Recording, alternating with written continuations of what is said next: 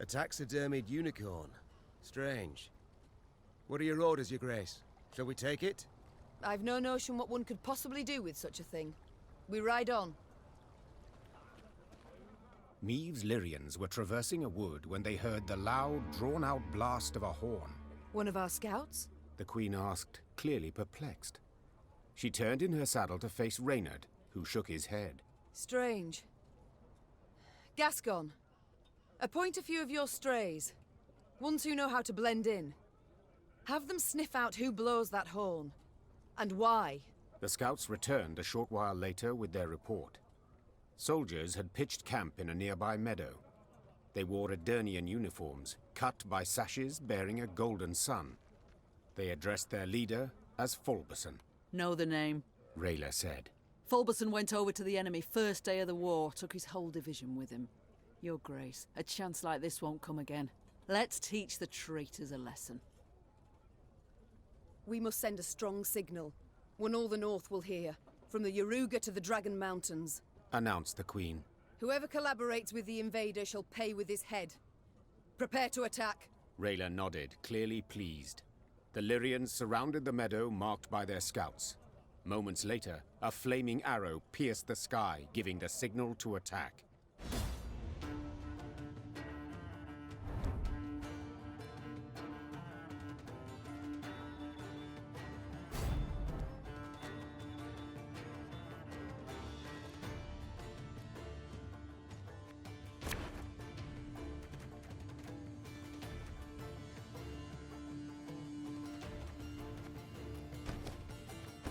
Is that Queen Meave? To arms!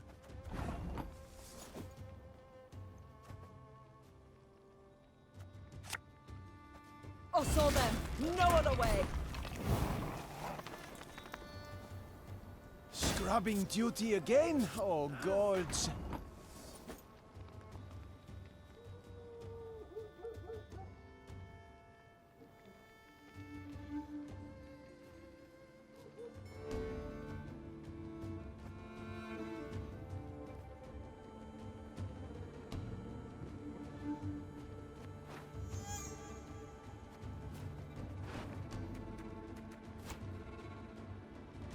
Catch!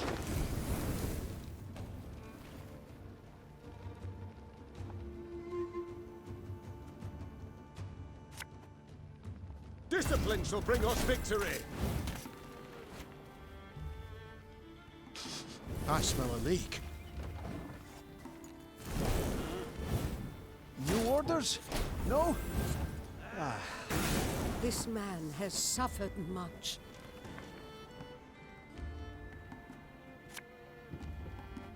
Thing about slings, they hide well.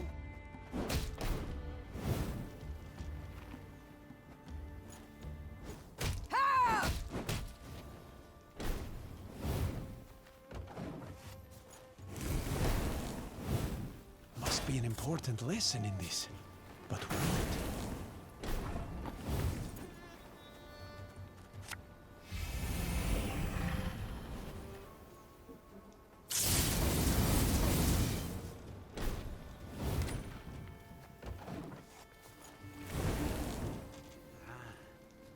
Order!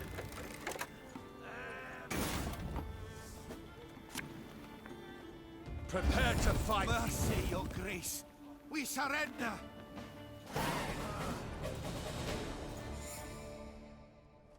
The traitors, perhaps used to fighting unsuspecting foes, stood no chance against the determined Lyrian attack.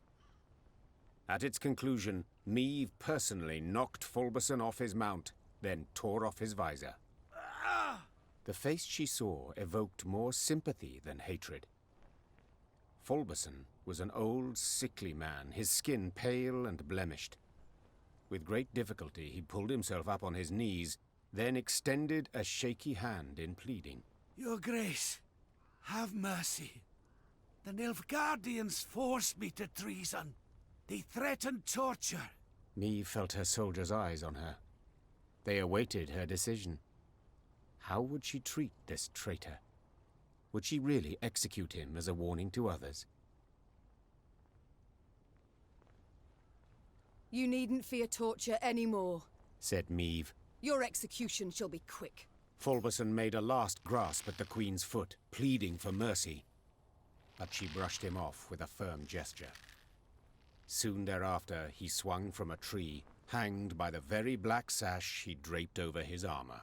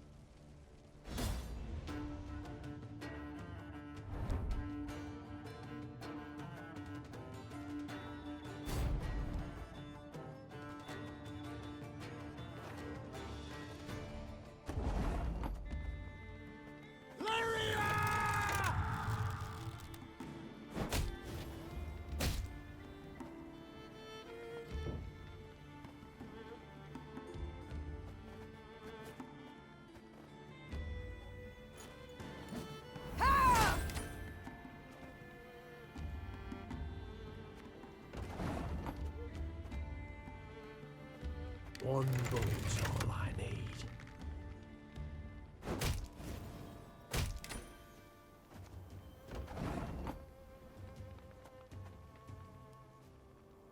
Give me a target.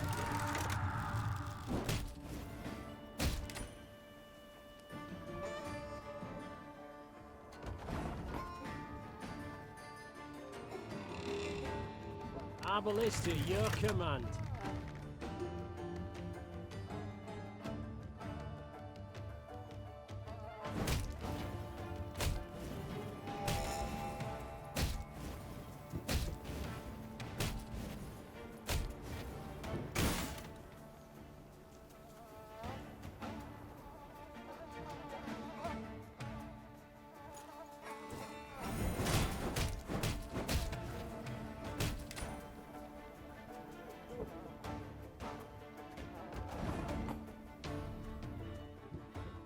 I'm a monster.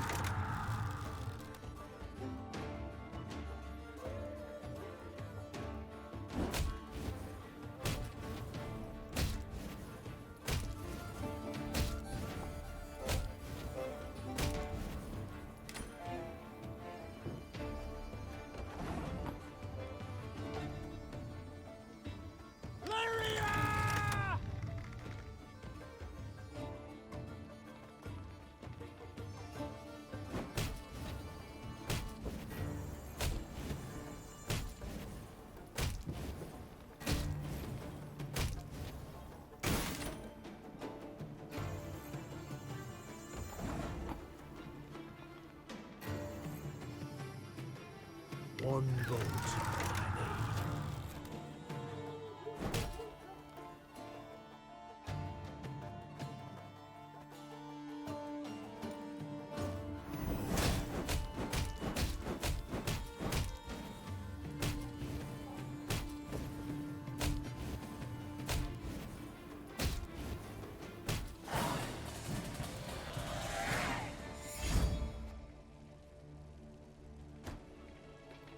As Meve passed the city of Harmelin, one of the peasants she'd saved from Nilfgaardian captivity requested an audience. Be taking leave of you here, milady. Folk from our parts lives in Harmelin. We'll manage. But, milady, we thank you for taking pity on us, time and again. We've nothing, milady, or nears enough. Black-clad bastards took all's worth taking. Except in this amulet. Been in my family for ages, kept us from harm. May it do the same for you. Meve wanted to say she did not believe in peasant superstitions, but when she took the ivory pendant in hand, she felt a curious warmth from it. The peasant bowed, then joined the others as they trod off towards Harmelin.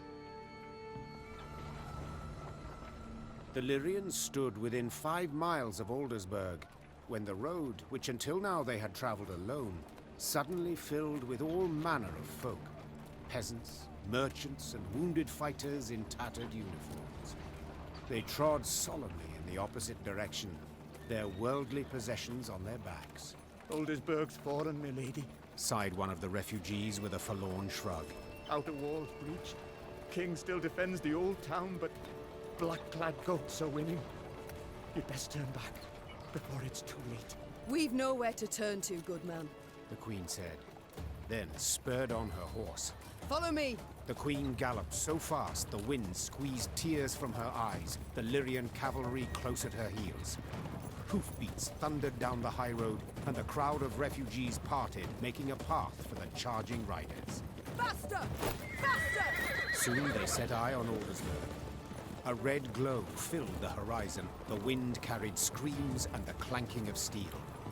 The once proud city was quickly turning to dust in the Nilfgaardian sun. The Nilfgaardian force moved to block the Lyrians' way. Without slowing, Meve cut down the infantryman who tried to drag her from her saddle with a hook. Her head in a winged helmet fell to the ground, leaving a bloody track. Lyrians! Attack! Meve shouted. Take no prisoners!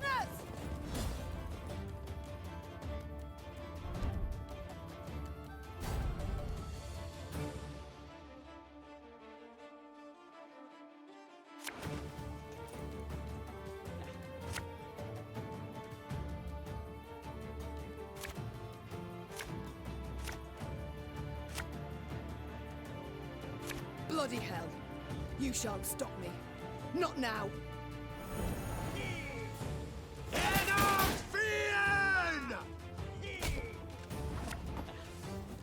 Hey?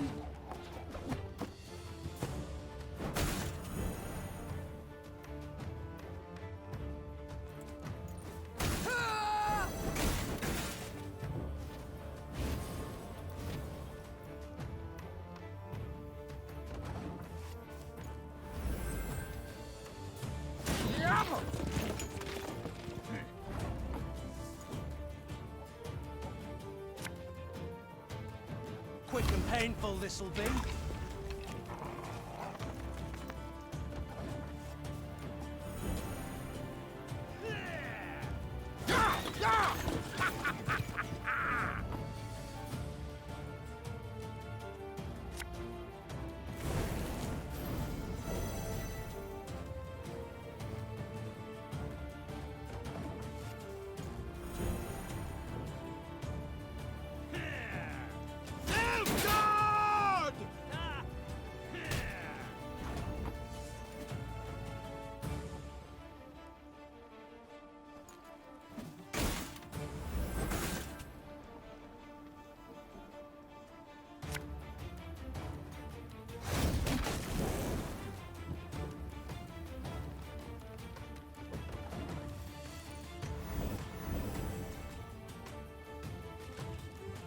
Order!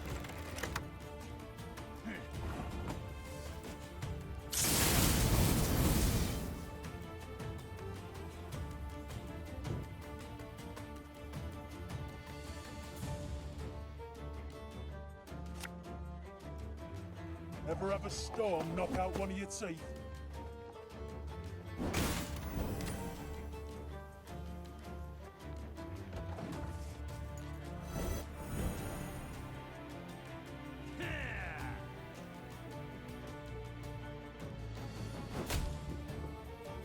Life is mine now.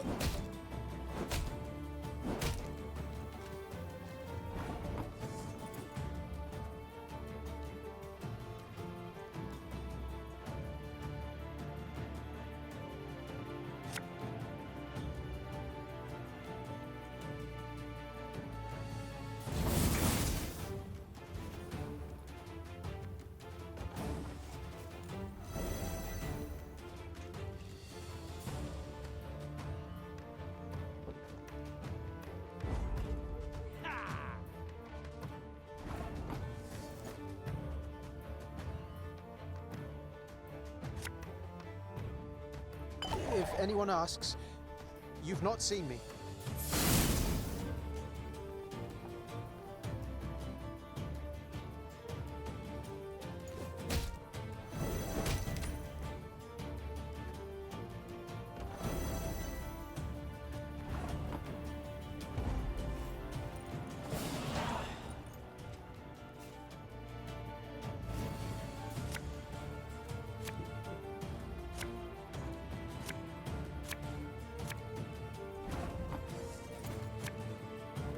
I saw them. No other way.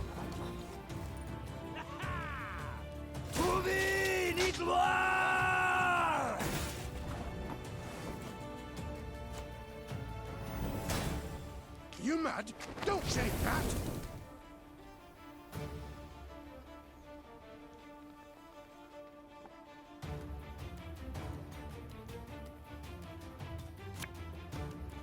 Discipline shall bring us victory!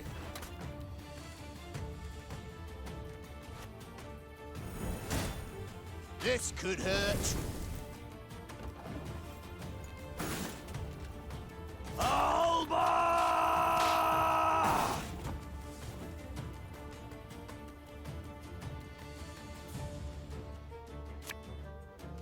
Getting to work.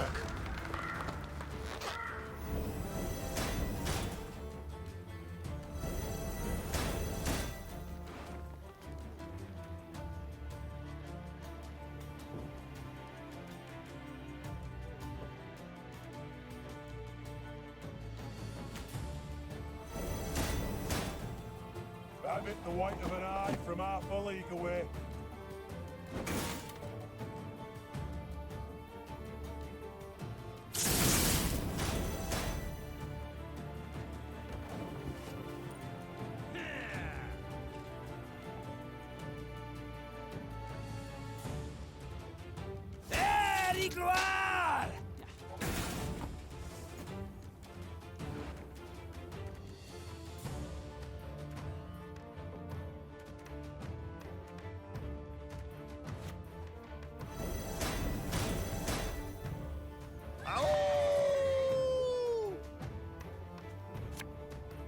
You must sweat like a swine in that jacket.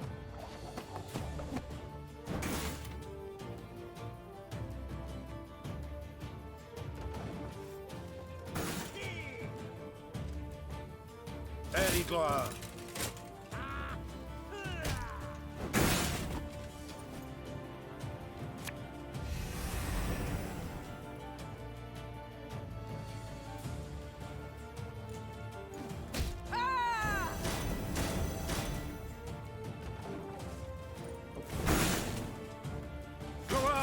Kazer!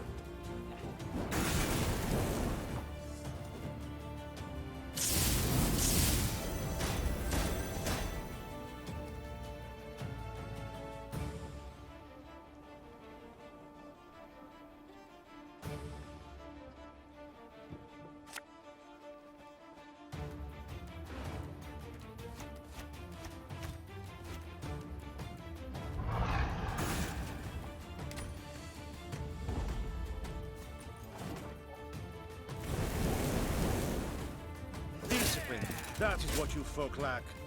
Your Grace, all that was but their rear guard.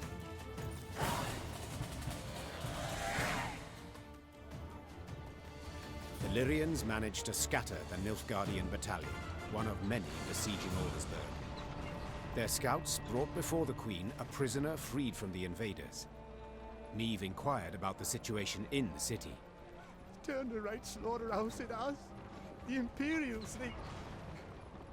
King had the city cleared, my lady, but didn't budge himself.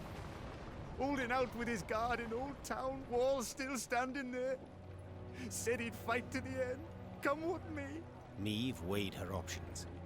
The situation looked dire. Demavend, to whom she had come for help, needed help himself. Nilfgaard enjoyed an overwhelming advantage.